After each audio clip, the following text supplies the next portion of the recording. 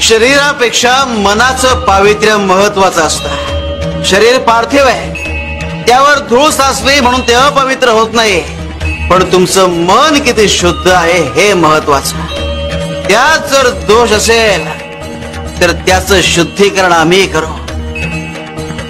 फक्त तुमची तयारी ठेवा. विचारांच्या वादळात शेवटी आमच्याच पायापाशी आलास रे. तुला इथेच यायचं होतं.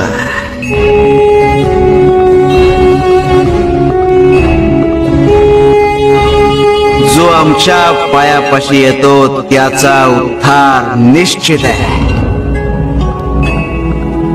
मग तो जाणीवपूर्वक आलेला असो वा अजाणता. शिव शंकर शंभो.